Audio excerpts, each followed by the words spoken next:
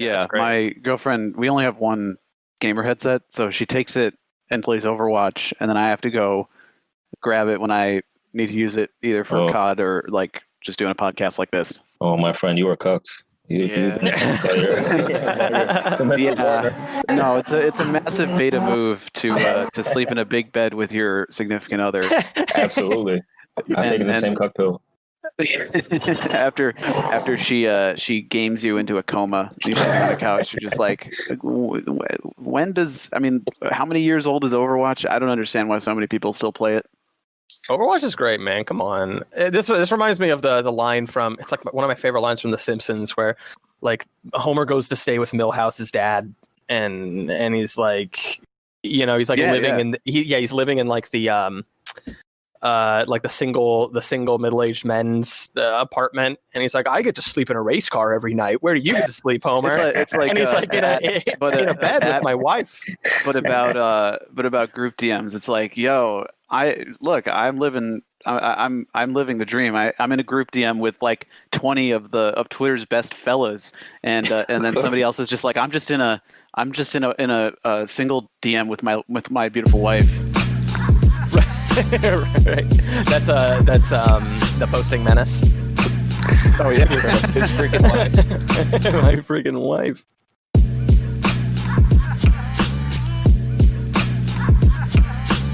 So I'm at Slavoid T. All right, this is Shit Spouter 37. This is the black.com pilled. This is the Fed Post.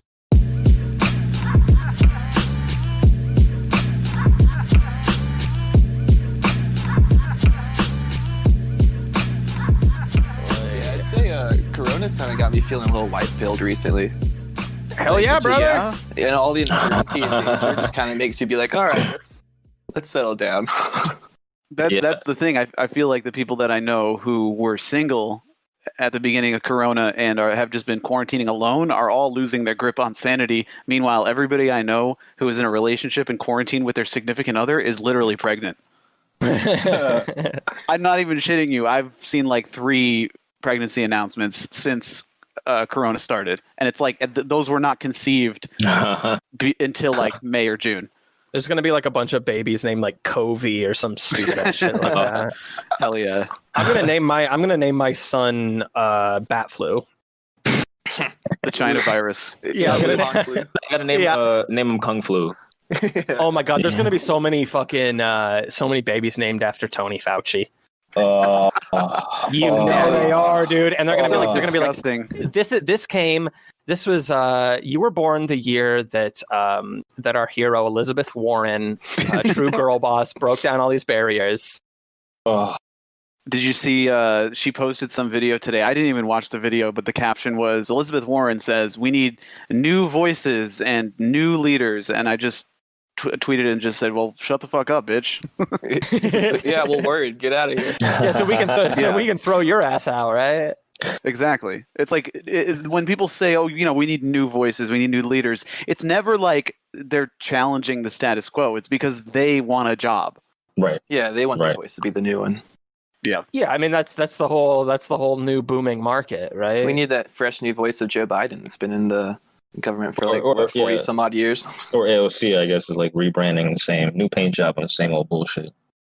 Yeah, the problem with AOC is it's just like I do really want to attribute her incompetence and just like, I don't know, just embarrassing like just shit that she posts and says. I want to attribute that to malice. To her age. But to malice. Oh, okay. But like my instinct is, she's clearly a wrecker. She's trying to destroy.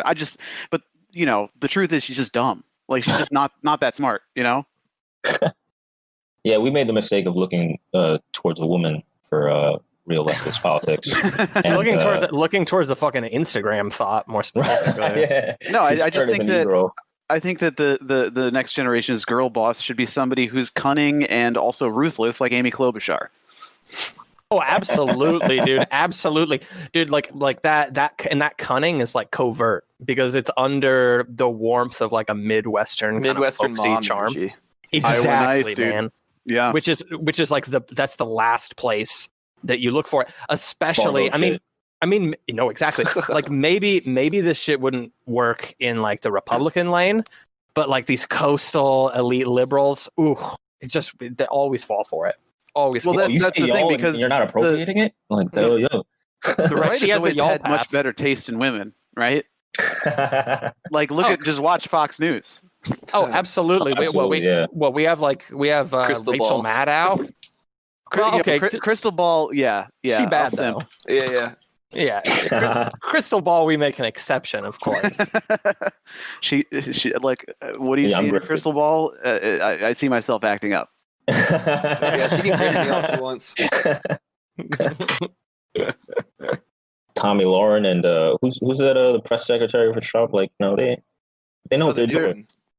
They're all clones of like the clone from the same strand of blonde hair in a vat. Right. They know what they're doing. But we have AOC, we have the Boomer Girl, the OK Boomer Girl. We're pulling up. We're pushing back. We have Nico. We're making strides. I hope Senate run. I hope Drew isn't listening right now because he'll be pissed. Why would he be pissed? She's not the OK Boomer Girl, all right? She has a name. Jesus. Does she actually have a name, or is it just Nico? I think it's I think it's Nicole, I assume. Yeah, you don't want to trust. You don't want to trust those Nicoles. Oh man, it sounds Russian to me. Like okay, to be fair, I feel like we should probably be saying Nika. Oh yeah. I don't know. Do we want to get into gendered language on the pod? No, we were thinking about that actually. We're just talking for 2 hours straight about trans politics. Just 2 hours straight. That's something that I can definitely weigh in on, and something that I have a ton of opinions on. Because you're trans. Yeah, despite having nothing to do with like anything in my life, it's like that always gets me when people like have a lot of opinions about like the trans shit, but it's like they have nothing to do with it. It's like, what do you have to gain here? Right, like me. If it's less than 1% of the population that are trans, then it's like all the if 90% of your feed is trans shit, it's like it's not them talking. It's like it's the allies. Jesse Singals of the world. Oh, or the allies. Yeah, it's both sides of the coin. You said less than 1% of the population. I thought you were going to say something like, despite trans people being 1% of the population, they make like 99% of the furry, like weird furry polyamory posts on the internet. They make like a 90% and throw in communism posts on the internet too. Here, hold on. Before I get into my element, I gotta fill up my water bottle real quick. Hold on. Before I get into the real transphobia. You don't have a parched throat when you're misgendering people. You don't want to do that. Yeah, you want to come through strong. Nice hydrated throat. Yeah, I mean, I do feel like it is less than 1%, but it is 70%, maybe 60% of leftist discourse. Yeah, it's really rough. It's like I just don't think that really happens as much, thankfully, IRL, unless like that one DSA convention video where it's like, can we keep chatter to a minimum? I'm trying to do speech to text on my Tumblr.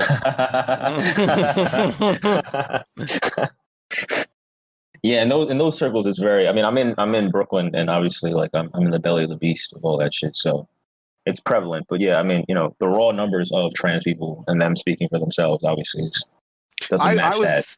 Lucky enough to hitch a ride to Iowa and volunteered during the couple weeks leading up to Bernie's victory there in the primary. And honestly, what I saw in because a lot of the organizing was like union halls and VFWs and like these spaces where it's like, oh wait, no, these guys are like these guys are like your Midwest middle-aged boomer guys. Surely they're not the kind of people that the Bernie campaign reaches more than any, but it's them. And it's like, no, they're not Fox News freaks. It's like there's a coherent segment of like those kind of Midwest dudes who they're working class, they like their unions, and they know that they're blue to the core. And it's like those are the kind of people who want to talk like labor and class. And it's like, if you're disrupting, it's just kind of like Occupy Wall Street. Like if you're disrupting organizing where it's going to concretely benefit workers in order to have your own like pet project. Like it's like, you know, we're on the verge of a breakthrough where, I don't know, Amazon workers are going to unionize, and like you're over there saying, hey, we should give equal time to like my pet project to make like polyamory like officially recognized as a religion. It's like, it's boutique shit. It's boutique shit. It's boutique niche shit that doesn't create mass movement that you need to get anything done. If you care about those boutique agendas, you kind of want a mass movement to address their needs. And if you care about economic justice and universal economic justice, you would address trans people's concerns. Yes. So if you focus on that, then you'll actually help them in a real way. If you focus on these, you know, HuffPost headline type bullshit, this cultural signifier shit, then you're not really helping them, and you'll get nobody. You'll be alone.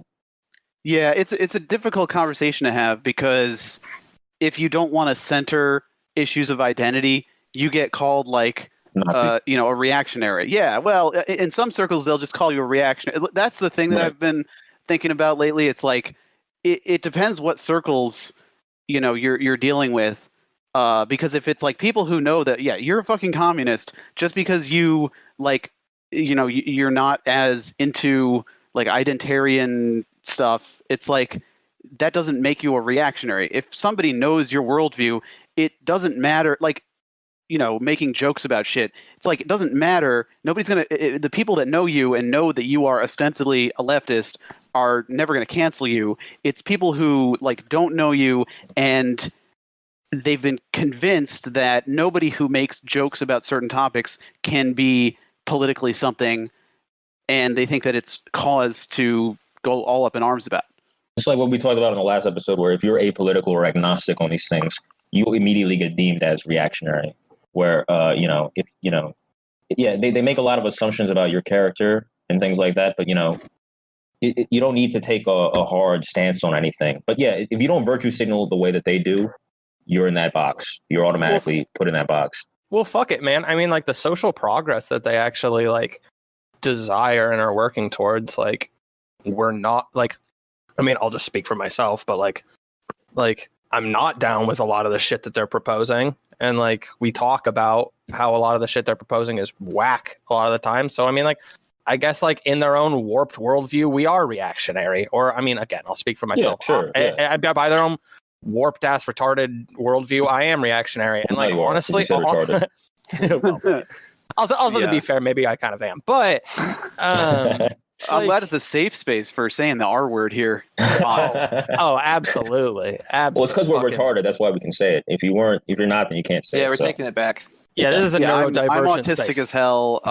You neurotypicals have no right to deny my lived experiences. By the way, you can cash app me for the emotional labor in my bio. Hey, no. So like again, like by their warped view, making jokes like that is reactionary, and they're not wrong. And so like, fuck it. Like if they want to call me reactionary, I'm fine with that. Yes, like I literally don't want the future they want. I just don't. Well, I want the future they want. Yeah, I mean, like, if the future they want is the workers owning the means of production and an ostensibly socialist country, it's like, yeah, we want the same things, but they just use that as a vehicle. Like that's aesthetic and nothing more, and nothing Absolutely. more. Yeah. I mean, I guess I should elaborate that. But yeah, I think that maybe you're onto something, but there's also the problem of like these people do want that. I think that the pet projects and personal vendettas and stuff like that. That is something that they get because people think that, oh, because anything political that I do is good because I believe in it, then these petty things over here are good and deserve as much of everybody's attention around me as the bigger goal. Sure. Sorry, I kind of lost track of that. Could you reiterate? Oh that? Yeah, sorry. Yeah. I had a weed cookie. Like I told them about. I gave them the. I thought we were gonna be done recording by now. So I had that weed cookie. You're good. I've literally never recorded this podcast sober, so you don't even. Yeah, I've been really into Kratom lately. Kratom's cool. Fuck yeah.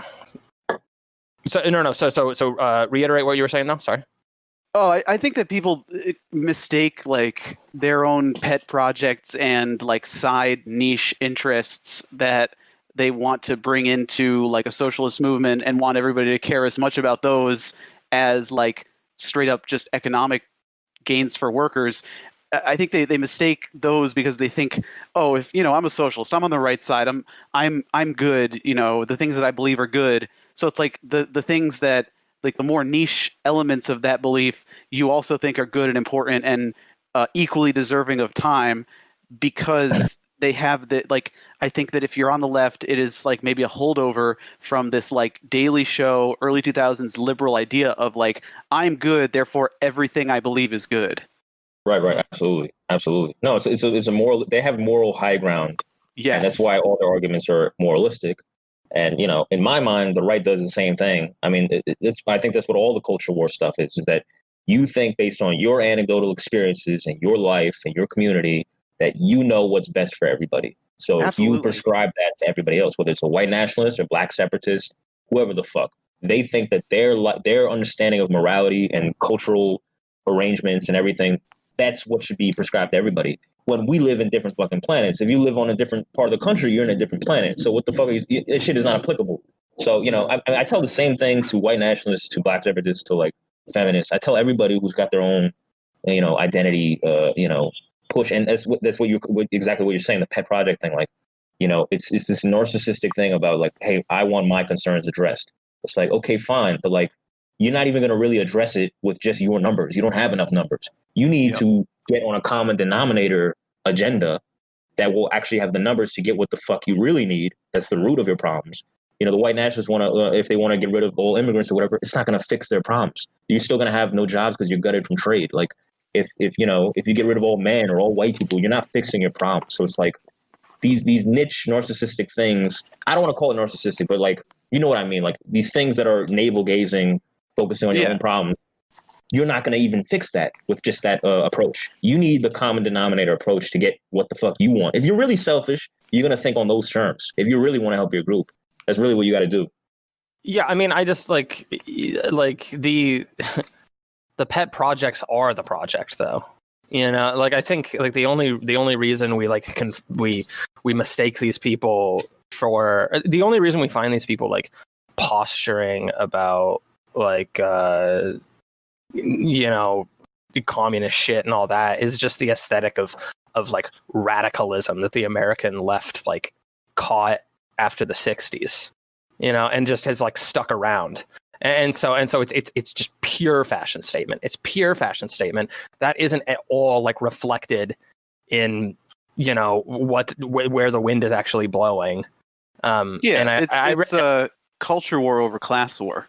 Absolutely. Yeah, exactly. And like the honestly, maybe like the best way I could even come up with it is just that like think about communism and then just imagine if that was just translated into being a culture war, individual identity kind of issue in politics, and that's what we have, right? That's like it's just that's a hat definitely to wear. what the right thinks that the left is. I think that's also like it requires a lot more nuance than that to think about the situation in general. Like obviously there's going to be some people that are more identitarians that are just like kind of congregating to the left because that's like what would kind of represent their values more as far as a liberation project. But it requires a lot more nuance than to just say like that everyone that's like trans on the left isn't actually a communist or whatever. Like because you have to realize that we live in like the heart of like bourgeois imperialism and capitalism in America. So growing up in this society, that's your default is bourgeois ideology, especially in the later half of the century and much more so now since we switched over to like this revolution of the self and identity being your way out. It's going to happen if there's not a strong leftist, actual material leftist population and presence to be able to get people the right ideas. Right, because this all feeds into capitalism, this individualistic pet project, navel-gazing approach of your specific group's agenda is all fitting to capitalism. It's all fitting to the atomization, the individualization. It's all fitting that. Like, focus on yourself and your own issues alone. Yeah, I think that like I definitely would never say that like there is no real communists out of these people we're talking about, but like the gestalt of it, the whole when zoomed out and looked looked at as one cohesive whole, the internet, the online left is not meaningfully like any kind of communist, actual leftist anything. You know what I mean? Well, I think that's one of the greatest successes of capital and of the media is that it's basically subsumed every identity-based struggle, everything that happens, every element of the culture, and reproduced it and sold it back to us as, exactly the culture war. So, and the most recent success is COVID, where it's like everybody gets sick and everybody could possibly die from this thing, but somehow the media political apparatus has figured out a way to have half of the population be like, I'm not pussy enough to wear a mask, and the other half of the population be like, I'm too smart for my own good, which means that I listen to everything that scientists say, even though last week they were telling me not to wear a mask, and this week they're telling me to wear a mask. Right. And though that has taken it completely out of the realm of talking about, oh, by the way, during coronavirus, Jeff Bezos made $100 billion fucking dollars. Exactly. He's doubled his wealth in the past 6 months. Like, nobody's talking about that. Everybody's talking about this mask bullshit. Exactly. It's more atomizing shit. Like, if you want to fix corona or the problems of corona, then the responsibility is upon your individual shoulders. Like, whether you wear the mask or not, that's what determines whether corona is killing people, not the healthcare system. Not the capitalist hegemony. That's not affecting things. It's your individual actions. They do the same thing with climate change. Yeah. It's you using a metal straw, recycling. These liberals at my office, like, they'll be like, oh, the people in my building aren't recycling. Like, oh, they don't believe in climate change as much as I do, blah, blah, blah. It's like, yo, what's that in compared to what the fuck BP does or Exxon? What the fuck are you talking about? Like, it's a drop in the bucket. Like, what are you talking about? You know what I mean? It's always this atomizing, nothing systemic. It can never be in that framework. Always has to be like, on a very individual basis, Well, yeah, and in the case of like coronavirus, like we have like, I think it's a particularly helpful example because it's a really immediate connection between like how it is being individualized and why it's being individualized. Because I mean, this whole thing in the States was bungled because the state literally doesn't have the fucking resources to handle it. They don't. I don't know, man. I think they do have the resources, but it never in a million years would they be allocated to where they actually need to go. So they have to come up with the culture war reasons not to allocate those resources. The whole situation. No, I think it's somewhat clear that I mean, like, after decades of just our government being hollowed out and sold piecemeal to the private sector and things like that, being hobbled, austerity, all these things. No, I mean, look at the whole thing about masks, right? Well, masks do help. Oh, well, no, actually, CDC saying masks don't help. Oh, now we're in full-blown mask shaming. There was a mask shortage. Yeah. The resources just weren't there. I mean, that's what's going on. Either way, the answer is the same either way, whether it's hollowed out for capital or it's capital targeting their own, helping their own and especially, means testing it. The answer is the same. It's for the same reason. Yeah, if you're talking about straight up infrastructure and supply chains, yeah, I absolutely agree with you. I'm thinking more on the scale of like reopening and businesses and bailouts to people versus bailouts to like corporations. The Fed is printing fucking money. Like every week, Mnuchin and Jerome Powell come out and say, okay, here's how we're going to, like, they're using modern monetary theory, but they're using it for evil. Exactly. Like the whole thing, how fucking, they were, the squad was like, we should mint the coin and pay off all this medical and student loan debt and fund universal health care. It's that, but it's the opposite side of the coin where they're straight up using MMT to basically loot whatever's left of America's economy so the rich people can go off into Elysium while you and I die of COVID. Oh yeah, MMT. Yeah, you've been talking about that. Yeah, I think that's a useful thing to talk about in terms of like UBI reparations. A lot of these things where they're just going to buy their way out of a lot of these problems, and but they're not going to address anything real or material, because if you're in a price gouge system where the cost to live and the cost for necessities are already price gouged to hell, then these things are just subsidies for them. You're just a middleman for a subsidy. So, it's a nice way of like, they always say that MMT will pay off because, you'll stabilize society and it'll come, then the productivity of that will pay off for whatever you incurred in debt. But it's bullshit. It's bullshit, like, obviously. All of this shit. Whoever holds the puppet strings of the tool, whether it's fucking capital, like the media, this cancel culture thing, it doesn't matter. Like, anything could be used for good or evil, but everybody who's in power right now is evil. So everything, every institutional tool is getting used for evil. Oh yeah, so it's like the cancel culture thing. It's like you know, oppressing somebody and like censoring somebody, like that's bad. Pretty much always, but especially when the people who control your right to be on like social media or post or whatever are like an opaque corporation raking in billions of dollars in social media money. I don't understand this deplatforming censorship shit. It's like, you trust these motherfuckers? You trust Silicon Valley to enforce this? That's what it fundamentally is based on. Is in cancel culture in general is like, you fundamentally are entrusting these motherfuckers capital to enforce this shit. That's really what it is. You're giving them license and power to carry this out against your cultural enemy. So that means you trust them. To an extent, it means you trust them, which is inherently stupid. Well, and even to the people that think that this is some victory by like handing the keys to private sector interests as opposed to like big government, like the line between State Department and Silicon Valley is pretty fucking blurred. Absolutely. So like it's not even like there's not even like a mainstream perspective that like can come up with an explanation to this that leaves anyone happy. Absolutely, they own them. Silicon Valley our economy, our fucking military, our probably State Department is all running on Amazon Web Services, and people are trying to like talk about the difference between whether it's the government or Silicon Valley, like there is any difference. Right. I heard something about Trump coming in and was like, you know, he's like, yo, I'm gonna get these Silicon Valley guys to listen to me. Like Obama was weak. They wouldn't listen to him. And then Priebus or whatever neocon fuck was there. Like, no, you don't understand. Like they ran Obama's administration.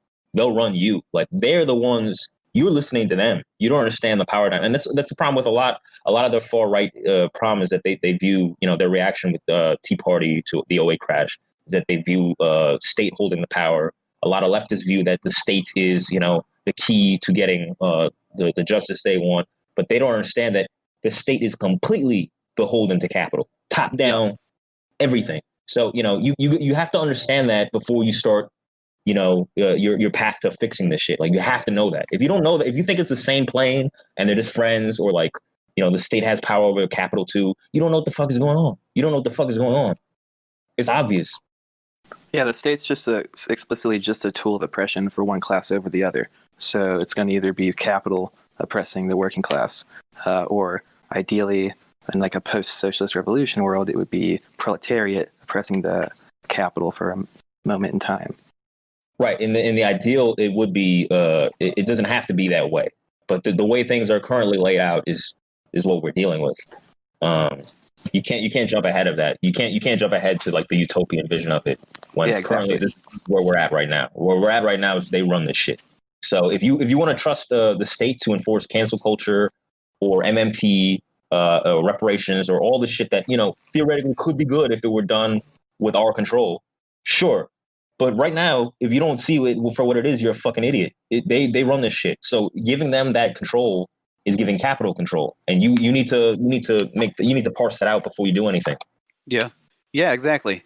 As soon as like somebody else who isn't beholden to capital is in the White House or in a position of power, as soon as like the majority of the government, like I don't see that happening.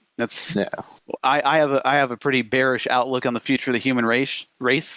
But like if it's the right people who have the right worldview, who have the working class in mind, who have people who are of oppressed identities in mind, and they're the people using these tools that the state uses to, you know, just control things about your life. If they have the right things in mind, those tools can be used for good, but nobody like that is in power. So none of those tools are being used for good, and it's being obfuscated by this culture war shit.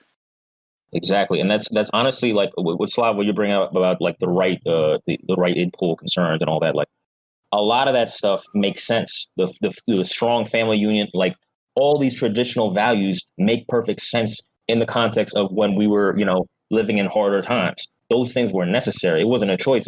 It had to be that way. A lot of those things across the board of right-wing values. So, the problem with the left is that they're already assuming egalitarian utopia, and they're applying this vision of how things should be on top of that when they're in denial of what we're currently in. Yeah, to be fair, like valuing the family structure, I mean, like, isn't outdated though. Like, there's still tons of data showing that it's like a really, really strong indicator of like economic outcomes and things like that. Like the family structure is not like a, I don't know. It seems like a, okay. All right. Maybe that's what I mean. I meant that it's very useful now because we're still fucked up. Right. But a lot of bougie families, upper class people, they don't go by the strict adherence to a lot of these old traditional family structures or values. They don't do that because they don't need to. It was out of necessity. And that's why, we're material basis. Exactly. And we're still in these times now. And there's a lot of people in the underclass, that's why the right hits the underclass values a lot closer to the heart than the left does, because they're still living through real shit. And the right wing mentality is still very applicable. The left is trying to, I'm down for reparations and MMT and UBI. I think a lot of that shit should happen at some point, and abolishing police. I'm down for all that shit. But you can't skip steps. You can't jump to that shit right now when people are still they don't have the foundation yet. You need to give the foundation before that's even worth discussing. But a lot of these people are bougie motherfuckers who live, great lives, and they don't need those old social values. So they look down on it. But they look down on it because they're privileged. So that's the gap.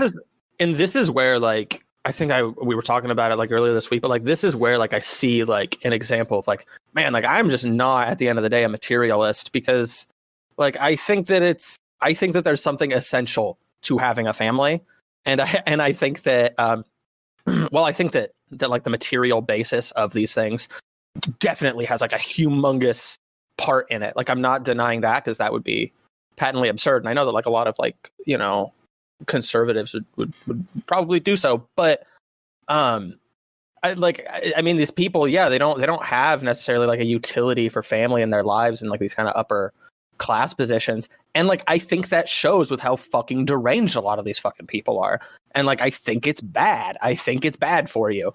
Maybe like your life and the culture that forms your life goes in a direction where it isn't quite as necessary, but like I think that like some of the outcomes that we're seeing with these people is evidence that it is necessary.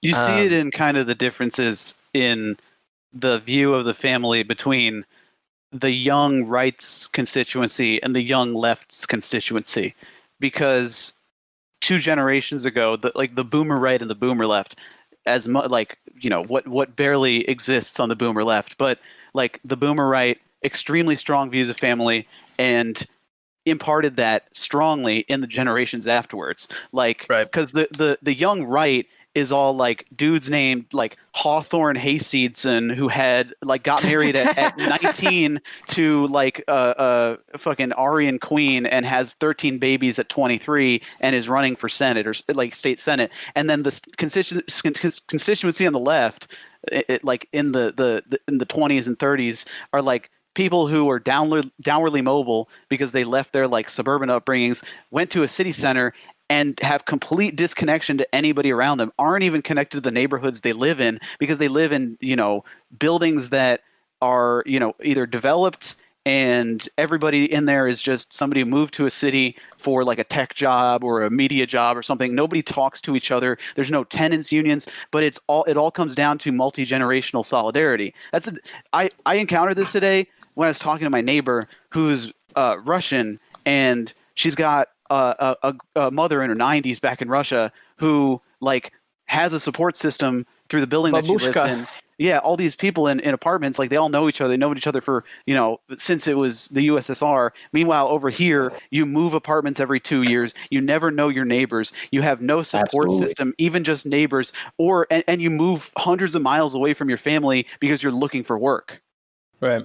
Neoliberalism is inherently atomizing. It's inherently, and that's why the right-wing reactionary response to all this makes sense, because they're dividing people up. They're making people expendable items to capital, and that's why everybody's lives are very transitory. It's very like just transient lives and precarious lives, because that's the best way for everyone to be for their ends. You know, the right, the those dudes who are like, returning to trad life. Even if it's just some lame aesthetic that they're posting about on Twitter, but it's just like those dudes that want to return to trad life, those guys are not as affected. I think there's a segment, and that's what makes up this new young right constituency. It's people who are privileged enough that they haven't been subjected to the atomization of neoliberalism because they're middle class. They're they maybe they come from a family that owns land. Like they haven't had to deal with it because they have the strong intergenerational solidarity that I think is lacking on the left. So you're saying that. So what were you going to say, Slav? I was also just going to say, like, I mean, it's just like it's. I mean, it also is just vapid because it's just a counterfeit. Like people 50 years ago lived trad because that's how people 50 years ago lived. Yeah, and people that live trad now are doing so. They're like it. Yeah, exactly. Like exactly. it's a transgressive aesthetic, and like you're going to adopt that as your entire like lifestyle and spiritual life. Like that's not like that's just no.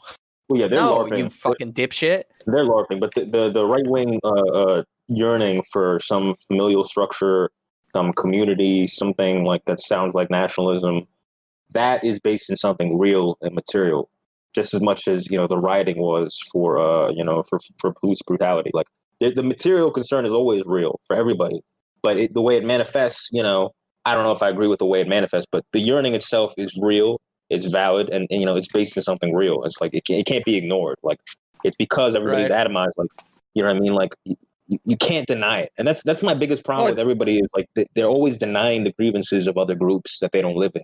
I've never lived in anything like that. It's also just like patently like more useful and more coherent of a narrative in responding to like our conditions right now.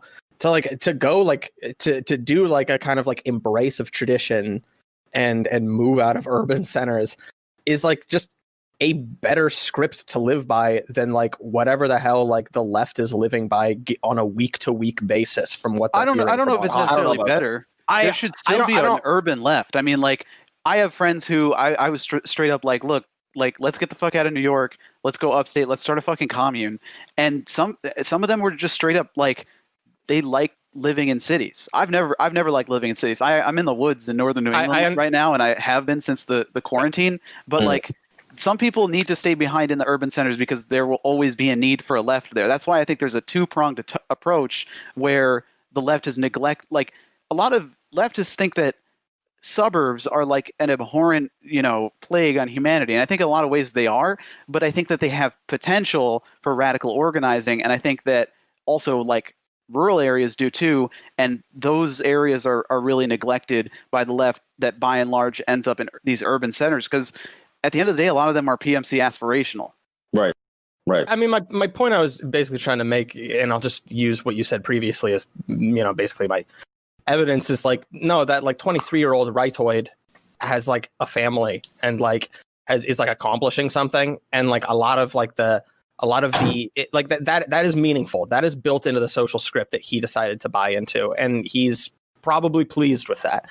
As opposed to the social script that, is sold to people on the left is basically just like pretty listless and pretty empty. Now, again, this isn't me saying like that what the right is doing is like good in itself. Like it would be cool, I think, if we had social scripts that actually like propped people up as like helpful members of their community that were actually working towards something in the future. Right. Like I think that's the big thing is like across both ends of the spectrum, just like Americans have no concept of like what this is all for. It's not something we can say about China necessarily. Right. Something like that. But yeah, I mean, I will say a collective like, goal for China. Yeah. Yeah, exactly. Or just like any kind of conception of the future, as like informing how you're fucking living. Right. But I will say like, I think like as far as like usefulness to individuals living fulfilling lives and like being set up to be good citizens, like I kind of think the right has the left beat right now, and that is like, yeah, that is damning praise. Yeah, basically the urban left is like migrant workers but for tech. Like you have no permanence.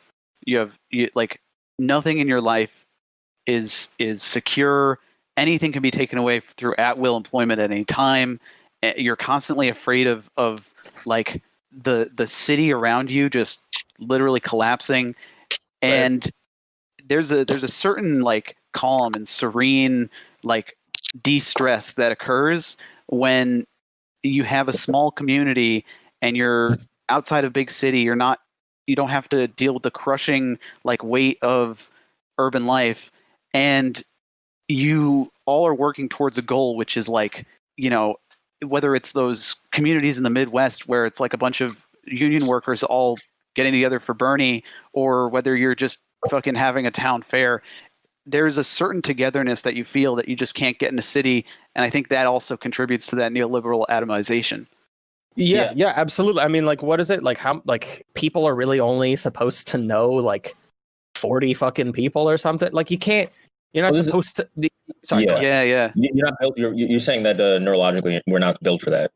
Yeah, you're not built to handle knowing more people than fit in a single Twitter group DM. which as chance of habit is 30 dudes. Yeah.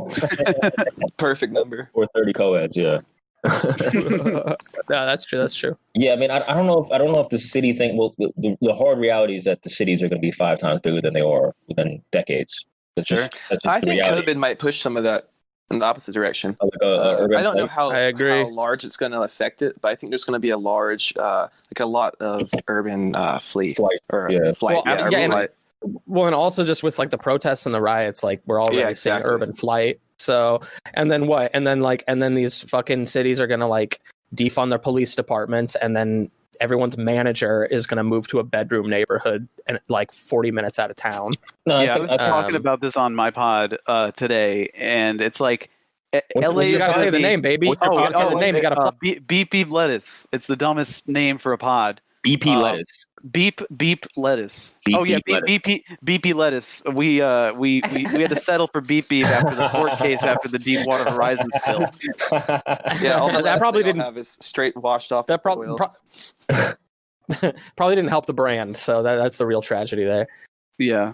Nice. What were you saying though? Oh, dude. Honestly, I kind of lost the train of thought there. Trying to remember what was, but we were talking about urban flight. Oh yeah, I mean we're gonna see like the same level of urban flight that we in the 60s and 70s, and like it's not gonna matter because basically within 10 to 20 years the United States is basically it's gonna be LA looks like Mad Max and New York City looks like Blade Runner, and the entire rest of the country is gonna be like a sliding scale between those two things. You already see it. Like, have you guys ever driven the fucking Jersey Turnpike and it's like every like 10 miles is a fucking stamp, like a clone stamp of the 10 miles you saw before that? The entire country is that. Yeah, it's just going to be that, but taller. Yeah, the rest stops. Yeah. I mean, yeah. No, I mean, that's with that Carlin joke, like America's a giant highway to strip malls. Like, yeah. I mean, I don't know if urbanization, I mean, there's a lot of underclass people who've only known urban life and switching to a rural life might not be tangible for them. And I think there's something real to that validity too. I don't know if rural life is inherently higher value just because that's what we were originated from. I don't know about that. I mean, time moves forward, and I don't think you can just go backwards just because you want to. Just because I don't even think that's the point. I don't even. I think it's. I definitely, I'm not like full Mao-pilled on it or anything. right. By any measure. Just I guess this did start out mainly as just saying, the cultural narratives, and one of them happens to emphasize not living in urban hubs. But I also do, because you're gonna have people who like both. So exactly. let the people who like being in the if you have a party. Right, that's the dream, right? Yeah. An actual, like, functional, large-scale, leftist, communist, maybe workers, maybe party in the United States. Couldn't that party, yeah, exactly. Half of those people, I mean, like, generally, half those people are going to be people who like living in the city, and they'll be the urban organizers building labor movements in the fucking Blade Runner city centers of the 2030s. And on the other hand, you'll have people who like living in not cities, and they'll be doing organizing in rural areas of farm workers that, who the fuck knows what's gonna happen with the farms in like the next 10 to 20 years. Yeah, I mean, there's always going to be, for the foreseeable future, I mean, cities are going to become mega cities. They're going to grow exponentially. The tri-state's going to be a giant city. Like, that's just what's going to happen. I mean, but there'll always be a city life, a rural life, and a urban life for the foreseeable future. And that's just the reality. And, while there is a concentration of wealth and privileged people in the urban centers, there's still the underclass serfs in the urban centers that are fulfilling their needs, that are doing their grub up. Yeah, exactly. Keeping the wheels greased. So further and further away, though, because I mean, like, I've known people who lived in like the upper Bronx and had to commute like 2.5 hours each way to a job that like isn't even that worth it. So what do you mean by that? Well, like, you're saying that there's always going to have to be a working class and underclass that supports the urban elite living in these city centers, but they're more and more getting pushed out of the city centers at the expense of them having to go into these city centers to do their labor. It's insane. Very true point. Very true point. I think, but the very bleak perspective is that they'll have no choice because opportunity will be in the city, in the urban areas, and even if it is insanely inconvenient, you will have no choice but to haul your ass over there to the privileged society, the gated community, and wash the dishes. That happens in rural life as well. Because I lived in Alabama, the rural part of, in Alabama first, but in Colorado in the southwest corner, down in San Miguel County. And so it's a really rural area. And there's pretty much like a town of 250 people. And then just a whole bunch of scattered like towns of like 50 to 100 people here and there. And then there's a ski resort, which is in a town called Telluride. And then there's like, I would say a 2 to 10,000 person town, like 2 hours away. And so it's a lot cheaper to live in that like town. It's about 2 hours away or so. But you get paid more to work in like the ski resort town, which is where the elites go to like disconnect and unplug from the city life, right? So it's like an urban kind of retreat for that. But you have people that drive in from 2.5, 3 hours away, both ways, just to work in this town that has maybe 1,200 people in it. And it's still super rural and not at all a city center, but that's still just where capital is. Right. That's a whole another thing for COVID. It's like what it's doing to the labor market, the level of desperation in the working class to continue to just survive, and what it's going to do to the like real estate market when. Like you say, I mean, like there's situations where you have to drive fucking 2 hours because you can't even afford to live there, and now you're getting fucking evicted because of COVID. Shit's gonna hit the fan really big in the next couple months. Oh yeah.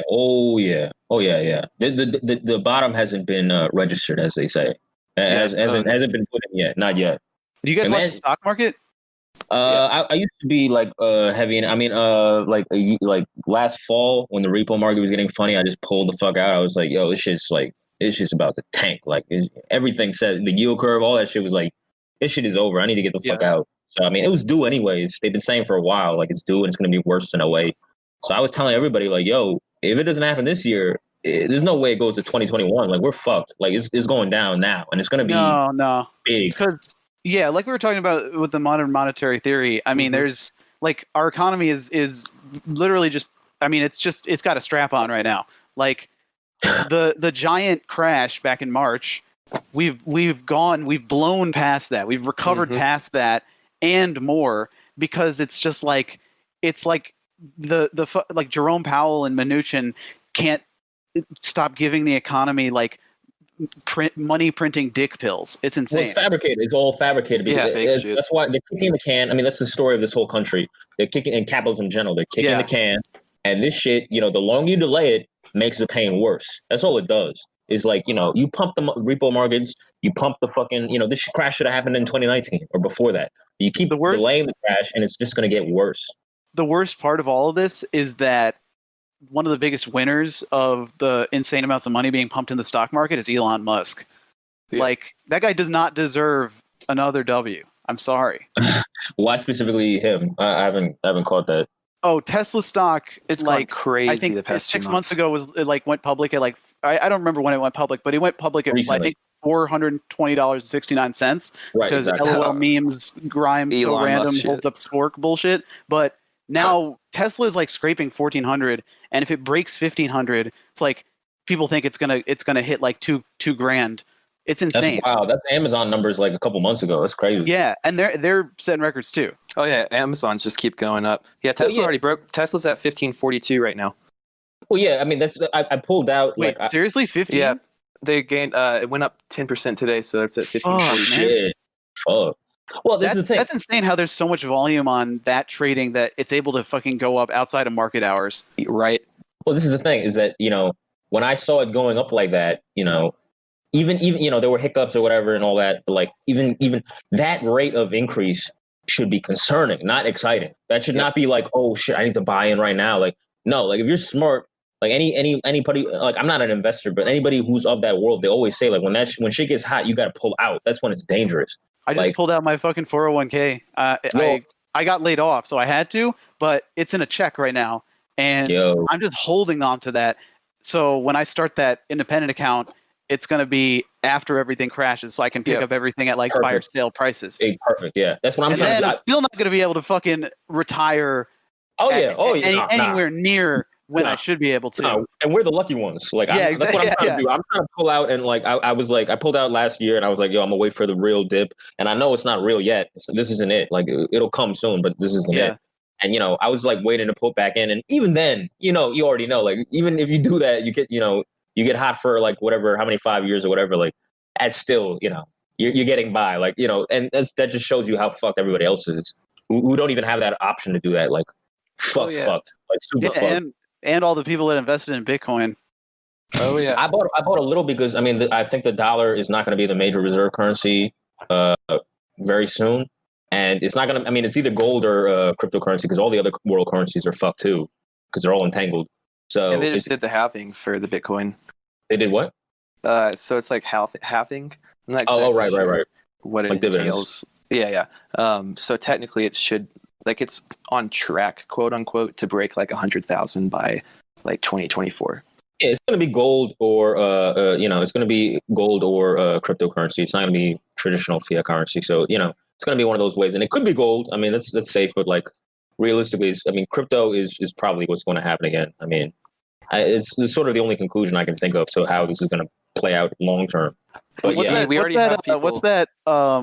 that saying where they're like, I don't know what weapons World War III will be fought with, but World War IV will be sticks and stones. It's like, I don't know what the next big financial crash. I don't know what the method of value transfer will be. But I can tell you that the one after that will be like fucking bottle caps because it'll be like Fallout time. No, that's a safe prediction, and I think that there's a lot of validity to that. If it goes back to hard currency like gold and precious metals, like I totally see that. That's a safe bet. I think it's going to go to crypto, but we're not at the expertise to talk about that shit, obviously. But I still have like $40 worth of Dogecoin. Hell yeah. Yeah. I like fucked around with some of the cryptos and I made a little money and I got scared and took it out before that big dip. Smart. And I bought myself a PS4, which is tight. Oh yeah, brother. This was like 3 years ago now. I don't know how much time you got left. We just hit an hour on my recording, but I think the other thing to talk about is the Grillpill, like unironically, like apoliticization. Like I think that's super important to talk about. Like I think to me, I wouldn't say it's necessarily apoliticization, where it's like I feel I don't feel removed from politics, but I have stopped caring about the day to day, especially the volleys back and forth in the culture war. Absolutely. And I focus only really on the 30,000 foot view and where I see myself and other people in the working class in 5 to 10 years based on our current trajectory. Yep, exactly. That I 100% agree with. Because like the day to day, I told a lot of people like on the left too, I was like, yo, stop getting caught up in this, like, the deluge that they're strategically pumping out to, flood everybody, fry everybody's senses. Like, don't get caught up in that shit because that's what it's for. It's to fatigue you out, and you're near cannon's replies every day, like burning yourself out. Like, don't do that shit. Like, save Her your replies energy. are so fucking whack, dude. Like Yeah. the shit that she replies to, she'll like Niratanen is such a fucking hog for the likes and retweets she gets from her replies. She'll be in the fucking mentions of like Franz Ferdinand being like, "I loved your song on Guitar Hero." No, she's a true poster, which is what I mean. I respect her overall as much as I hate her, but yeah, I mean, just getting caught up in that day to day. There's always fodder being tossed out. Like, this person got canceled, or this whatever fuck shit happened. Like, if you more people I know that we know like are checking out of Twitter for like weeks at a time, and they don't miss shit. When they come back, you'd be like, "Yo, what did I miss?" Like, they didn't miss shit. It's a bunch. I don't look at the timeline. I don't look at the trends. When I go a couple days off of Twitter, I'm going straight to my group DMs. That's where the real story is. You're right. You're absolutely right. That all that fuck shit is bullshit, and it's meant to just fry you out, fry your synapses out, get you a little dopamine rush, but like for nothing.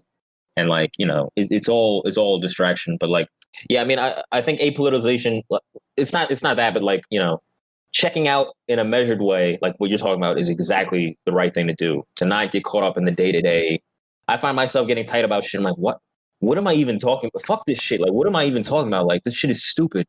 Like, but I mean, there's that, and there's also the idea of people checking out completely, not even reserving. That's dangerous. Yeah, exactly. That kind of complicity is like basically reactionary through inaction. Yeah, exactly. Yeah, I know some people who, like, after Trump won and then deluge came, which either was Bannon strategy or capital strategy, who knows? Either way, it worked either way, the same way for whoever's in power, just to flood everybody's senses with nonsense. Like, that is Huxleyan. I mean, whatever that is, like that whole overall structure, like people I know have just been checking out of that shit. People who were like liberal or left leaning, like they've just been checking out and, falling to the right for the easy culture war agnosticism. And that's where they end up, But either way, just like checking out in total. And that I think benefits the elite because, I don't want them to get caught in the culture war and going to the right because that's the most rational thing immediately. But I don't want them, it's dangerous. It definitely benefits the elite for people to just completely check out and just not know what's going on and just get tired of it. Yeah, and you got to touch base every so often. Right. For the milestones. Yeah. But there's definitely a push to make everybody check out, and it's clear, and yeah, it's. I mean, most of the underclass has checked out for the last couple of decades, which is why shit is running the way it's running. The other element of the Grillpill is less so during COVID because you're not able to get together with people as often, but like community. Absolutely, because the grill is the continuation of the communal fire pit, which has been the center of human community since we were fucking cavemen. I know it sounds like fucking rules. This is the best discussion we've ever had. Shit, but it is ingrained in our brains. Like I saw some stupid YouTube video a long time ago about like scientists figured out the ideal human landscape. It's like somehow our brains evolved to know that, hey, if I'm looking at a field, a river, and mountains, I know that my hunter-gatherer brain is like the grill is that, but for community and sustenance. Right. No, yeah, exactly. It goes back to that reactionary rural pill reaction. It's just like, anything to get back to humanity, something close to humanity, like just it's primal. Right. Yeah, and checking out from all this deluge like Huxleyan bullshit is connecting more to humanity. Like just going out, completely unplugging, getting off Twitter, like you're feeling more like a human again. Like, like I took a break. I know Slav took a break. Like that shit, you need that shit to like feel like a person again. You're not a person just like plugged in all the time to all the nuance. And so right there, right? Like, does Grillpill necessarily have to mean that like you're deactivating your account? Like you're just not at all. You're totally checked out. Or the thing you can even be like completely connected. You just every time you feel like you need to engage with like there's an insane post and you want to like quote tweet it and say like your like long-winded take on it or something like that, you just hover over that post button and then think and delete it because you don't need that smoke. Because at the end of the day, you can stay connected and be grill-pilled as long as you don't engage with the things that are specifically designed to engage you and waste your mental energy on. It's almost meditative. It's like you acknowledge it, but you don't give it the time. Ricky in Trailer Park Boys when he grills. Yeah. He enters the zone. and I think even just for the causes that are just, it's like being a soldier who fights in the war for times of peace in the future. You know what I mean? Like still enjoying the good things in life. I'm grill-pilled. You know what I mean? I'm not. Yeah. Don't ruin yourself. You know. And it comes from that feeling of like relaxation too. If you're just focusing on cooking a meal for you and some friends, family, whatever, like you can stop worrying about, okay, well, my home is going to be a bombed out, irradiated wasteland in 5 years, and I'm going to be working in an Amazon pod. You don't have to think about that when you're grilling meat. Yep, helps to deprogram you.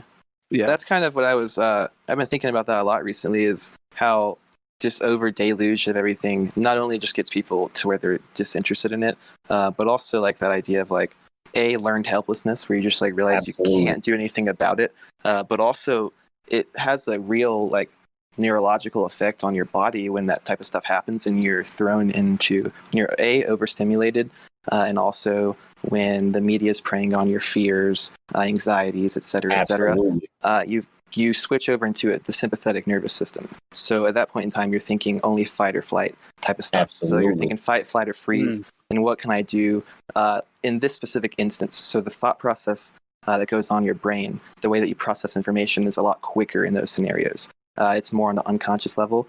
So it's more just information immediately that's given to you at hand. So it's a little bit more like a primal type of dealing with the world and the stimulus around you. In a big way that's an issue is because it gets people to think in very preset notions. People jump to more quickly, and then also people will just heuristics. And also it just a big part that you can do to kind of combat that is trying to do stuff like the grill pill, taking moments for real hobbies that can get you connected to something like real and primal, that like makes you feel like you're actually doing something that's tangible. Get into like sourdough and stuff. Yeah, sure. Make your own bread. Sourdough. Become an adult fan of Legos in your 30s. Like, just do you. Well, this is the thing. Yeah, I think that politics now has become equated to the culture war. If you're into politics, you have a stake in the culture war. And most people in the underclass have checked out and been apolitical for decades, even when it was good in the 90s or whatever. They've been checked out just because this shit is not for them, and there's no reason for them to be invested in it either way. So they already knew every politician's corrupt, etc., whatever. So, I think that, they've been apolitical for good reason, but, I think you should be apolitical about the culture war. And if that's all politics is now, is culture war, then you should be apolitical. You should just be like, I don't give a fuck about any of this shit. Whatever the fuck people are tripping about right now, whatever's trending, getting outraged left and right, I don't care. I think that's the right way to go about it. One, to maintain your sanity, and two, it'll help you refocus on what's important. And what's important is what's immediately around you. That's absolutely true. But also, what's immediately around you is your material condition.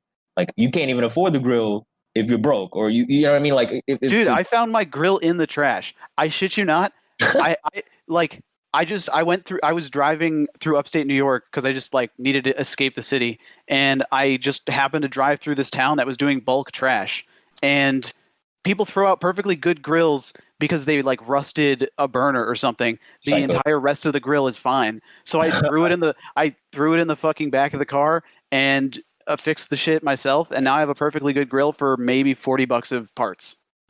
Yeah, every piece of furniture in my living room is out of the trash. No, it's not even. Yes. It's not a privilege thing. It's just a matter of like, it's your material condition is proportional to how much you can check out. Like, people I know that are really materially good check out completely. And well, I mean, I don't even know if that matters. People who are really broke will check out too. But yeah, I mean, it's the other end of the spectrum. Exactly, because it's hopeless. Black pill, whatever. Like, whatever you want to do. Like, checking out of the economic issues, the material issues, the tangible things that define whether your family can eat. Like, these things that are around you, like you can viscerally see. You can't see the culture war shit in your life. You can't see. You got to go online for that shit. You got to go online to find what the fuck people are like doing fake outrage about. So we're just coming back to we're just coming back around onto Twitter isn't real life, aren't we? Yeah.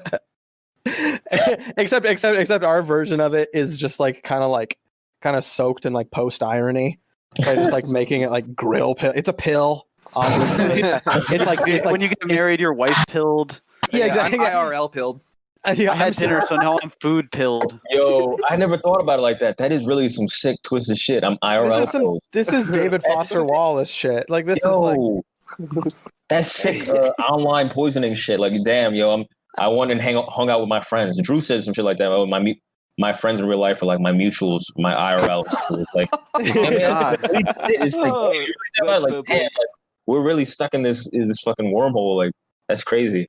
People like who talk like that will invariably their idea of hanging out is like being in the same space, staring at their phones together. 100%. That shit's crazy, dude. I've seen people that are like do online meetups, and it's like not actual interaction. It's just like let's like hang out and then take pictures of the fact that we're hanging out and we know each other just from online. And you're like, and then we'll like look at our phones. And Zoomer shit you were talking about, and also like I've been to places where like kids who like are like in the music scene, like doing well off like record, like rap industry shit, like. They'll be around and like you go in the room and it's just like 50 girls like on their phones. Nobody's talking. Right. Nobody's interacting. I'm the only one there talking to whoever. It's just like fucking alien. Super weird. No, it's like part about like when I gigged in Seattle, like yeah, like it's like the music scene is more real on Instagram than it actually is at the shows. Absolutely. Because when you're at the show, you're really just like in the waiting room for like what its social media presence is going to be. Well, the worst thing about it is you have to interact and play into that as an artist nowadays in order to be successful. It's fucking sickening. Right. That's like, I mean, I think of like the whole podcasting thing in that same way, where there are podcasts that put everything about everything online. They have like insane web presences and stuff like that. And my podcast, we've been banned from Twitter twice. The second time, they didn't even bother telling us why. They're like, get that shit out of here. You're doing something right. What happened the first time? Transphobia? They hate beep lettuce. The first time was K-Hive. Oh, God. Yeah, back in January. The second time was, I think, Algorithmic. Maybe they just thought it was the same account. Mm-hmm. Mm-hmm. Yeah, K-Hive swarms, man. I mean, honestly, just impressed. I'm impressed by like strong posting forces and showings on the internet, and like that K-Hive, I would say in my like dream bracket, I would put the K-Hive up against the Gamer Gators. No. Yeah. No. They are resilient. But I think it's because they're like Spartans. Like there's not as many of them. Okay, all right. Yeah.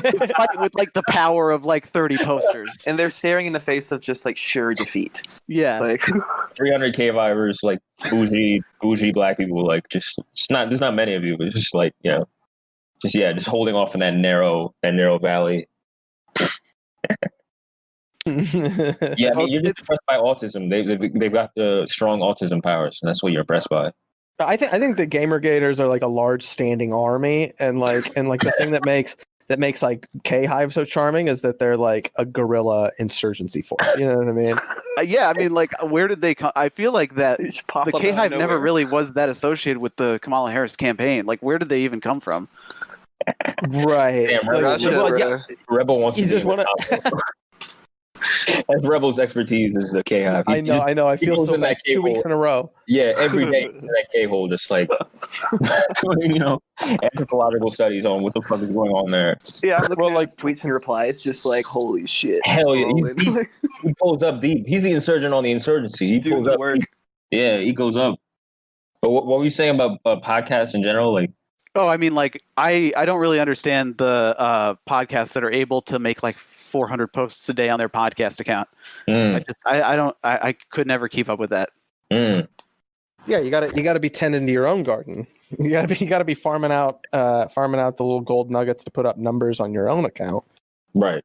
Come on, fuck out of here. Our podcast account. Rising tide lifts all boats, dude. Well, and here, our podcast account exists to boost our numbers.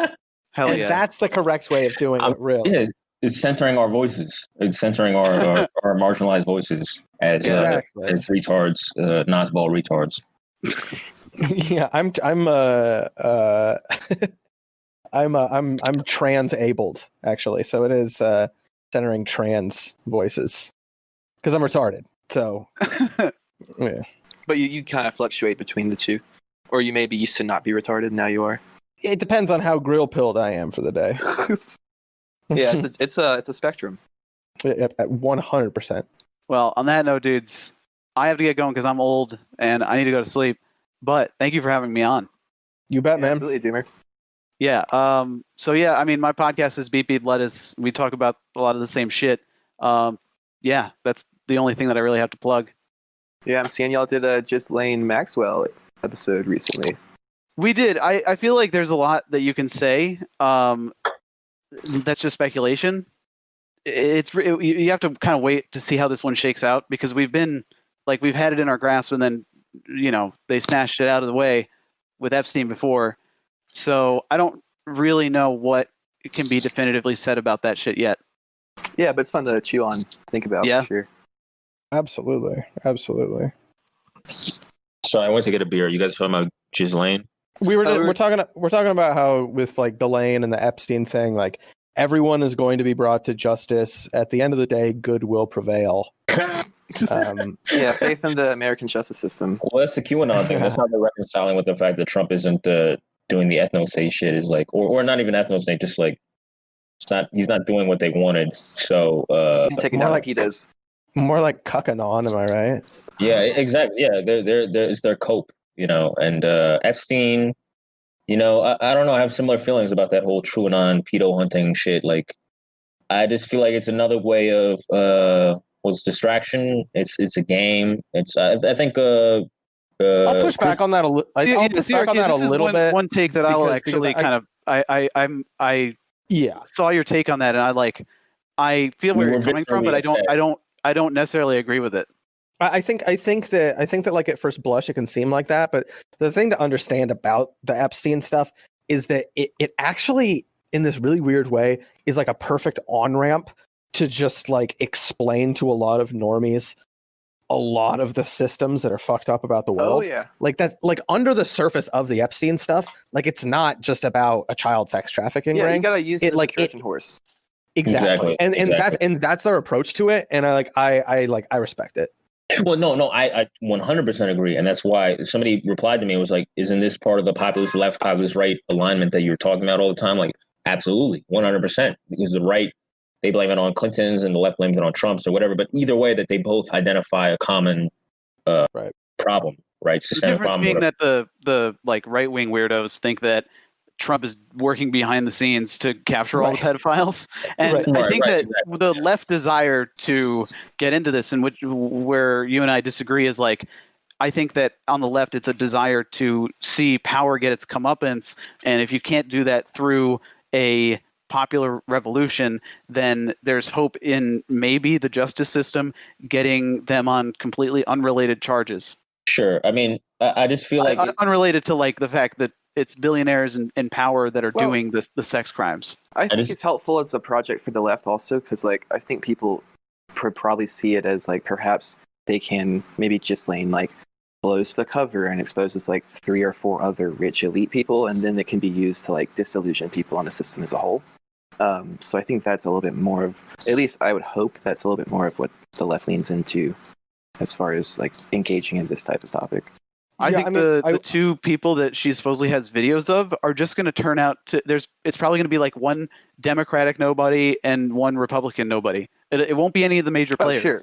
There will be patsies that go down, and it'll be a limited hangout, and only what they want to get released will get released. Well, this is the thing. It won't change anything. Yeah, I mean, I just feel like if you're shocked that the elite are doing these things, you're kind of naive. And I mean, like, I just feel like the focus becomes on the things that they're doing, the pedophilia or the rings, like that focus. And like, what is it? There was those people like in Milwaukee that like found a pedophile ring of cops or whatever. Like, if your focus becomes on the pedophilia and the sex trafficking rings alone, you're not focusing on what's causing all this. Like, if it is an on ramp for left and right, populist left and right, to find like, oh, the establishment, the elites, like they're all on some fucked up sick shit that we all university don't fuck with. That's good. But if the focus becomes on the sick shit itself, then you're missing the point, right? You're missing the forest for the trees. And I think that's what a lot of the TrueAnon, QAnon all that stuff is doing, is that they're focusing on maybe. I mean, TrueAnon's obviously better at it. I'm sure because I'm sure they have injected some class analysis into it. But the point being is that it becomes this focus on, like the left is calling themselves like pedo hunters, and like there's all these people that are like, oh, I'm pedo hunting. Like it becomes this weird LARP where it's focused on the social, cultural thing. And again, if you don't let it get subsumed into the class war.